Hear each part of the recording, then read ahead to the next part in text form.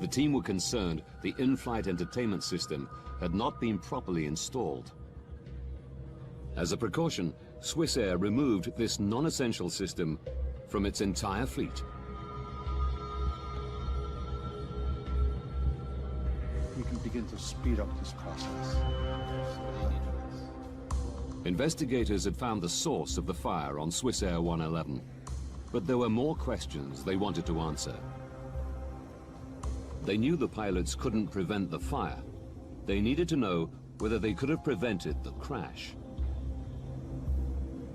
As investigators, you have to say what circumstances were these pilots in that caused them to do what they did that led to the eventual loss of the aircraft. Vance and his team scrutinized the decisions they made in the minutes before impact. The black box recordings tell them that the cockpit filled with smoke and fire just moments after the pilots turned off excess power to the passenger cabins. One of the things that they ended up turning off is they turned off the recirculating fans, which are in the back, and that changed the whole airflow for the fire. These fans had drawn the blaze through the bulkhead, away from the cockpit area. Once switched off, the blaze changed direction. It just went like that. It changed just right off the bat.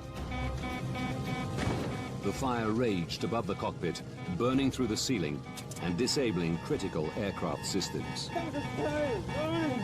We took out almost all of the pilot's instruments that they used to control the airplane, to fly the airplane, to keep it upright, to know which way's up and which way's down. And these instruments all started to fail, all in and around the same time.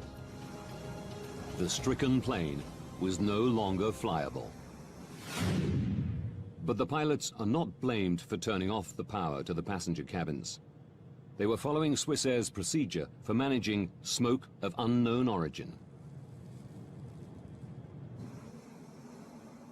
Ultimately, there was one critical decision the pilots made in the minutes before the crash, which attracted widespread criticism. There are still questions about whether the pilots took too long to try an emergency landing. Investigators say they turned towards Halifax, but then looped again over the sea to dump fuel.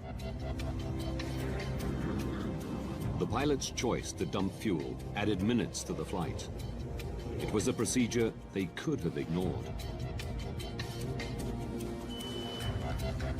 Investigators want to know whether this detour cost the lives of the 229 souls on board.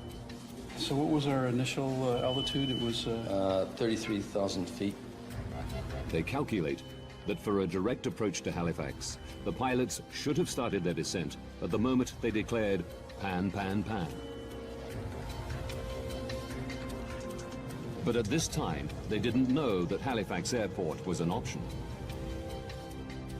Furthermore, a fully functioning plane would have needed 13 minutes to make the descent.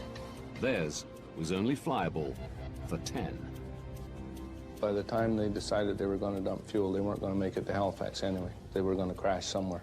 Their decision on whether or not to dump fuel did not make one iota worth of difference as to whether or not they were going to live or die. Captain Urs Zimmermann and First Officer Stefan Löw are cleared of any responsibility for the crash of Swissair 111.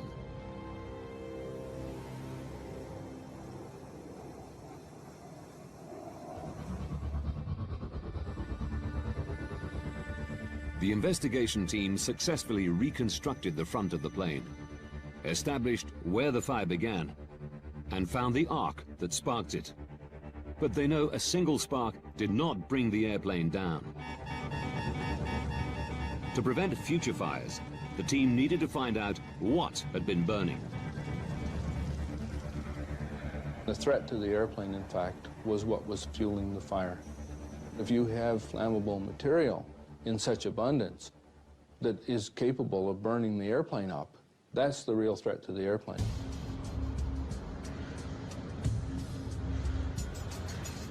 All the materials in American planes have to pass the U.S. Federal Aviation Authority's flammability test before they can be used. But something in Swissair 111's attic was clearly very flammable. I can think of nothing in the areas that exist that would promote burning. Their attention is drawn to the shiny metallized material that covered the fiberglass insulation, MPET, more commonly known as metallized mylar. We recovered some of that insulation blanket cover material, the metallized mylar, floating on the ocean. There were little pieces of it, and what do you suppose, but it showed burn marks. It showed that it had been on fire. Metallized mylar was installed in 699 US registered planes. If it had fueled the fire, all of them were also at risk. This is the first thing I've seen. We had enough of it that we were recovering that wasn't burned that we took a wee bit of it and set it on the hangar floor and touched a match to it.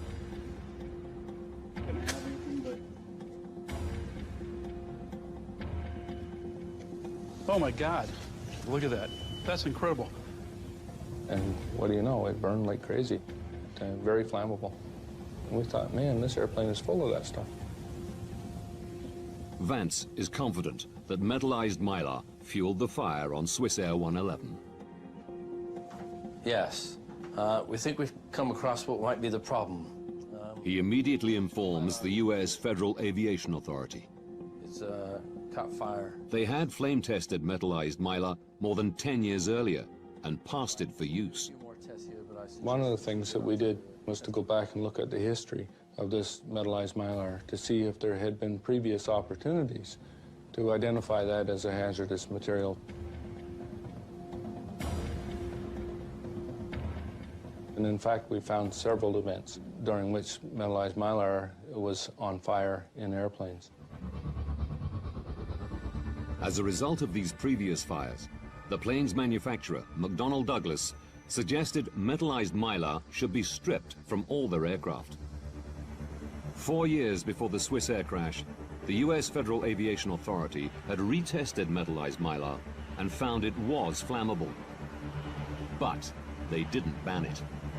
The fact is that none of them had caused a loss of life. Had one of these previous accidents resulted in a number of fatalities, if you had a body count, then they may well have reacted differently.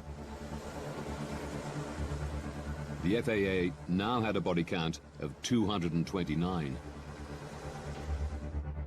Again, they tested the metallized mylar, subjecting it to much more realistic in-flight fire conditions.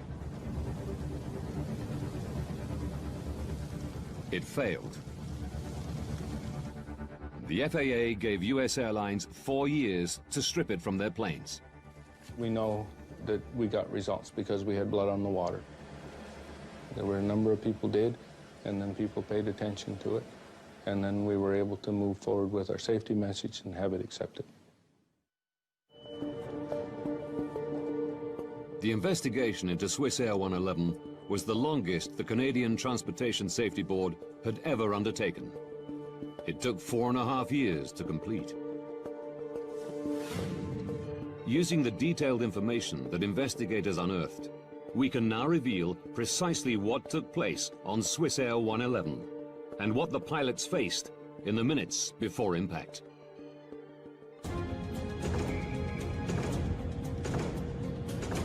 "21 minutes to disaster. A wire in the attic arcs, igniting metallized mylar. The pilots smell something strange, but think it's an air conditioning problem.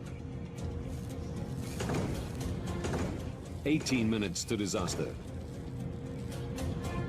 Seeing smoke, they decide to land and head towards Halifax. 16 minutes to disaster. Air conditioning fans suck the attic fire towards the back of the plane. This clears smoke from the cockpit. 11 minutes to disaster. While looping to lose height, the pilots choose to detour further and dump fuel over the ocean. They don't know what's happening in the attic.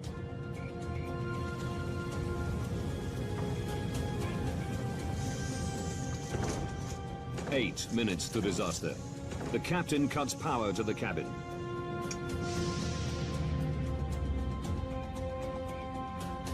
This shuts down the air conditioning fans, allowing the Inferno to rage directly above the cockpit. 7 minutes to disaster. The blaze destroys the autopilot system, forcing the pilots to fly manually. Only now do they realize the enormity of the problem. Investigators suspect Captain Zimmerman fights the fire, leaving First Officer Lerv to fly the stricken plane. 6 minutes to disaster. The fire disables the flight displays, communications with air traffic control, and the black boxes. In the searing heat, First Officer Lerv struggles to keep control. But the plane is no longer flyable.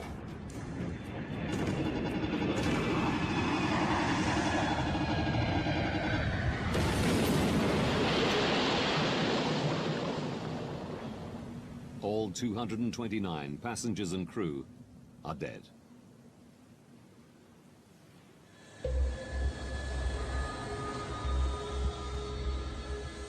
To ensure against further loss of life, Canada's Transportation Safety Board made recommendations. Many have been adopted globally by the aviation industry. They suggested that procedures for dealing with smoke of unknown origin be radically rethought. Our recommendation was that if you have smoke or odor in an airplane, that you have to assume that it is a fire that's out of control until you prove otherwise.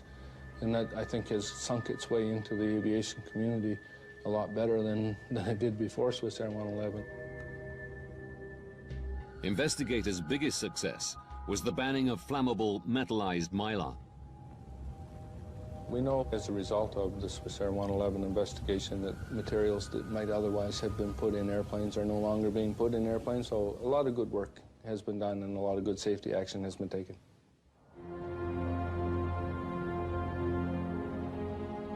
While metallized mylar is no longer used in Western countries, airlines in some developing countries have not been persuaded to remove it from their planes.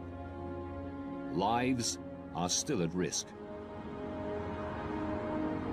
The next steps to make air travel safer may only be taken after another tragic incident.